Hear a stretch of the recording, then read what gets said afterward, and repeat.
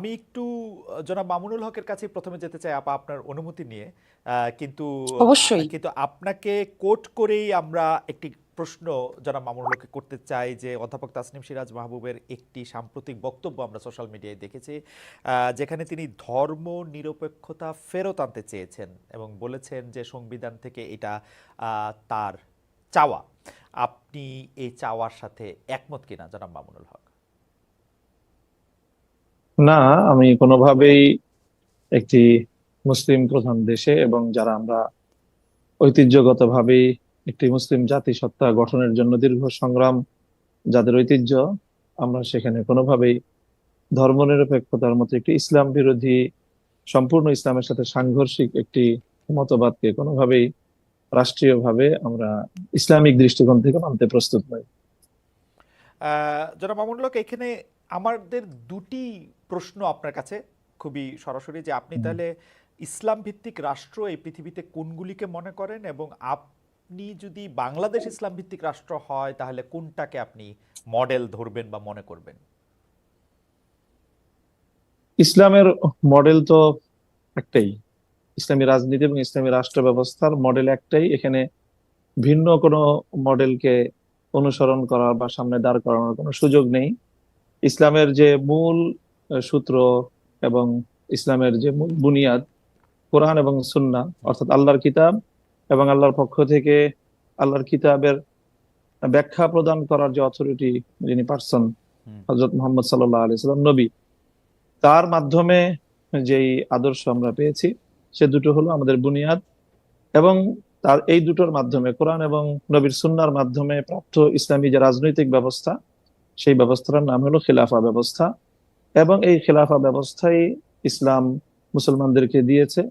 এবং as a মুসলিম, খিলাফা ব্যবস্থার বাইরে মুসলমানদের জন্য অন্য কোনো রাজনৈতিক আমার বন্দোবস্ত বা জ- রাজনৈতিক জনাব ব্যবস্থাকে মামুনুল হক, অনুসরণ করার এবং এটাকে জনাব জনাব মামুন সমর্থন করার কোনো সুযোগ নেই। জনাব মামুনুল হক, আমার প্রশ্নটা ছিল যে বর্তমান পৃথিবীতে কোন রাষ্ট্র প্রপার ইসলামিক আদর্শ, বা যেটিকে আপনি বলতেছেন যে ইসলামে তার আলাদা কোনো মডেল নেই, ইসলাম তো সব একটা জায়গা থেকেই আসলে গাইডেড হবে, সেটি কোনটি অনুসরণ হ্যাঁ। করতেছে এবং আপনারা কোনটি না, চান? আমি জি, জাস্ট আমি এই এই এই জায়গাটাই আমি জি, খুব সচেতন ভাবেই আপনাকে যেটা বললাম, জি। সেটা হলো যে আমরা বর্তমান সময়ের জন্য আলাদা কোনো মডেলকে আমি অনুসরণীয় হিসাবে সামনে রাখতে চাই না। এটা ওকে। নিয়ে অনেক সমস্যাও আছে, কোনটাকে মডেল বলবো না বলবো, এবং সেখানে বিতর্কের অনেক জায়গা আছে। আমরা খেলাফা ব্যবস্থা, যেটা 1924 সাল পর্যন্ত পৃথিবীতে বিদ্যমান ছিল খেলাফার নামে, এবং তার যে অনেকগুলো পর্যায় ছিল, খেলাফতে রাশেদা, খেলাফতে বনু উমাইয়া, খেলাফতে বনু আব্বাসিয়া এবং হুম। সর্বশেষ খেলাফতে উসমানিয়া, এইটাই ছিল ইসলামের পক্ষ থেকে প্রদত্ত রাজনৈতিক ব্যবস্থা। এবং সেই ব্যবস্থাটাই পৃথিবীতে কার্যকর ছিল বিগত প্রায় 100 বছর ধরে। মুসলিম উম্মার মতো সারা পৃথিবী ইসলাম প্রদত্ত সেই রাজনৈতিক ব্যবস্থা থেকে বঞ্চিত। সেই ব্যবস্থা আবার ফিরিয়ে আনার জন্য অনেকেই আপ- সংগ্রাম করছে, কেউ কেউ আপ- আংশিক সফল হয়েছে। আ- এখনো পর্যন্ত বিগত 100 বছরের মধ্যে পূর্ণাঙ্গ খেলাফা ব্যবস্থা প্রতিষ্ঠার কোনো নজির আপ- পৃথিবীতে বিদ্যমান নেই। আপনি 1924 সাল পর্যন্ত এটি বজায় ছিল বলে বলছেন, মানে আরেকটু কি বলবেন ভৌগোলিকভাবে কোন জায়গাতে স্পেসিফিকভাবে আপনি যেরকম খেলাফার কথা হুম। বলছিলেন সেটা ছিল, এটা যদি আরেকটু হ্যাঁ, স্পেসিফিক সেটা করে। খেলাফা উসমানিয়া, যেটাকে আমরা অটোমান সাম্রাজ্য বলে থাকি ইংলিশে, যেটাকে আমরা ইসলামী পরিভাষায় উসমানী খেলাফত বলে থাকি। অন্যরা এটাকে উসমানী সাম্রাজ্য বলে, আমরা এটাকে সাম্রাজ্য বলি না। রাইট। উসমানী খেলাফা, যার প্রধান সর্বশেষ রাজধানী ছিল তুরস্কে, এবং তুর্কি খেলাফত বলা হয় সেটাকে। এবং সেই তুর্কি খেলাফার অধীনেই পৃথিবীর বিরাট একটা অঞ্চল, মুসলিম বিশ্ব, সেটা পরিচালিত হতো। আপনি আপনি এই ওসমানিয়া খিলাফাকে কি আপনি মনে করেন যে তারা কোরআন সুন্নাহর আদর্শ ভিত্তিক ভাবেই এই খিলাফা ব্যবস্থা করেছিল? হ্যাঁ, তাদের মূল এখানে যে খেলাফা ব্যবস্থার যে মূল ভিত্তি, অর্থাৎ আইনের যে ভিত্তিটা, এবং সেই রাষ্ট্র ভিত্তিটা হবে রাষ্ট্র আল্লাহ প্রদত্ত আইন। সে আল্লাহ রাষ্ট্র প্রদত্ত সেভাবে আইনের পরিচালিত ভিত্তিতে হচ্ছিল। সমাজ এবং রাষ্ট্র পরিচালিত হবে। সেক্ষেত্রে বিভিন্ন সময়ে রাষ্ট্র পরিচালনার ক্ষেত্রে আইন অমান্য করার বা যথাযথভাবে আইনের প্রয়োগে ভুল ত্রুটি থাকতে পারে, কিন্তু আদর্শিকভাবে, নীতিগতভাবে সেই জায়গাটা খেলাফার অনুসরণ ছিল। আপনি ওসমানিয়া সাম্রাজ্যের যারা প্রধান ছিলেন, প্রথম দ্বিতীয় সুলাইমান থেকে শুরু করে আরো যারা, হুম। তাদেরকে আপনি আদর্শ মুসলিম খেলাফা শাসক মনে করেন?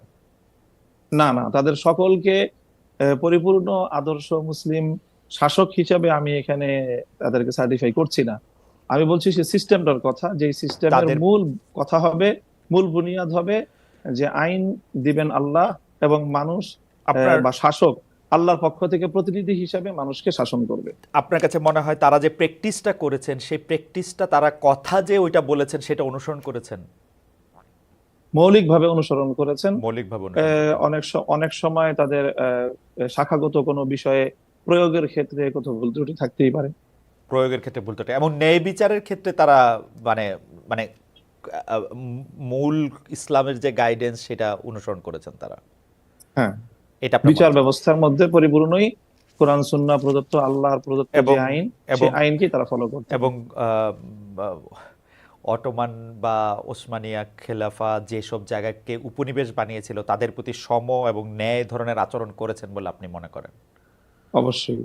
আচ্ছা, ঠিক আছে, আমরা আবার আসবো আপনার কাছে। আমরা একটু প্রফেসর তাসনিম হ্যাঁ। সিরাজ মাহবুবের কাছে যেতে চাই। প্রফেসর তাসনিম সিরাজ মাহবুব, আপনি সম্প্রতি ধর্মনিরপেক্ষতা দাবিতে বক্তব্য দিয়েছেন। আপনার বক্তব্যের প্রথম অংশটার মধ্যে ছিল যে আপনি আসলে ধর্মনিরপেক্ষতা সংবিধানে চান, মানে আমি যেটি কোট করছি, এবং দ্বিতীয়টিতে আপনি বলেছিলেন যে আপনি কিছুটা ভয় পাচ্ছেন এই বক্তব্য উপস্থাপন করে যে নিরাপদে বাড়ি যেতে পারবেন কিনা। আপনার এই ভয়ের উৎস কি? অন্তর্বর্তী সরকার কি নিরপেক্ষতার পরিচয় দিতে পারছে, নাকি কোনো গোষ্ঠীকে বিশেষ সুবিধা বা কোনো গোষ্ঠীকে ভয় পাচ্ছে? আর দ্বিতীয় যে কথাটি আমি বলতে চাইছিলাম যে প্রফেসর মামুনুল হক, সরি, জনাব মামুনুল হককে আপনি শুনলেন, প্রফেসর মাহবুব আপনি এই প্রসঙ্গে কি বলবেন? তিনি আপনার বক্তব্যের সাথে একমতই নন এবং তিনি মনে করেন যে এই দেশে যেহেতু বেশি লোক ইসলাম ধর্ম অনুসরণ করেন, ইসলাম প্রবর্তিত রাষ্ট্রই হওয়া উচিত বা গাইডেড রাষ্ট্রই হওয়া উচিত। অধ্যাপক মাহবুব। আচ্ছা, আমি যদি দ্বিতীয়টা ভুলে যাই আবার বলবেন দয়া করে। হুম। আমি উত্তর দেওয়ার আগে সবার প্রথমে আমি আমার শ্রদ্ধা কৃতজ্ঞতা জানাতে চাই সেই সব যোদ্ধাদেরকে যারা নিহত হয়েছেন, যারা আহত হয়েছেন জুলাই অভ্যুত্থানে, এবং যাদের আত্মত্যাগের ফলে আজকে আমি, আপনি, আমরা সবাই এভাবে মন খুলে প্রাণ খুলে কথা বলতে পারছি। আমরা কি ভাবছি না ভাবছি সেটা 10 জনের সাথে শেয়ার করে নিতে চাচ্ছি। তাদের এই আত্মত্যাগে না হলে আজকে আমরা এই সুযোগটা পেতাম না। আর সবার প্রথমে হলো যে আমার ওই ভিডিওটা অনেকে দেখেছেন কিন্তু ওটার কনটেক্সটটা জানেন না। ওটা বাংলাদেশ লয়ার্স ফেডারেশন বলে একটা সংগঠনের একটা গোলটেবিল বৈঠক ছিল, যেটার বিষয়বস্তু ছিল সংবিধান সংস্কার। তো ওখানে আমন্ত্রিত অতিথিদের বাইরেও এক ভদ্রলোক চলে এসেছিলেন এবং কোনোভাবে উনি মাইকটাও পেয়ে যান এবং উনি কিছু কথা বলেন যেগুলো আমার সাথে খারাপ লাগে। বিশেষ করে উনি কিছু ভাষা ব্যবহার করেন যেগুলো খুবই অশালীন ছিল। তো আমি ওখানে গিয়েছি দর্শক হিসাবে, আমার কিন্তু ওই গোল টেবিলের আমি আলোচক ছিলাম না, আমি একজন সাধারণ দর্শক হিসাবে গিয়েছিলাম। কিন্তু আমাকে মানে প্যাচে ফেলে আমাকে টেবিলে বসিয়ে দেওয়া হয়েছিল, আমি একদমই অপ্রস্তুত ছিলাম। আচ্ছা, তো উনার ওই কথাগুলি কথাগুলি বলে উনি চলে গেছেন। তো পরে যখন আমাকে অনুরোধ করা হলো আমি ভাবলাম যে না, আমি আমার কথাগুলি বলি। কাকতালীয় ভাবে ওখানে বক্তা একজন ছিলেন রিটায়ার্ড ডিস্ট্রিক্ট জাজ, একজন ছিলেন একজন রিটায়ার্ড জাস্টিস, যারা মূল বক্তা। এর বাইরে যারা ছিলেন সংগঠক থেকে শুরু করে বিভিন্ন দলের প্রতিনিধি, সবার কথায় বার্তায় চালে চলনে কাপড়ে চোপড়ে বোঝা যাচ্ছিল যে ওনারা কোনো একটা বিশিষ্ট নির্দিষ্ট ভাবধারার বিশ্বাসী।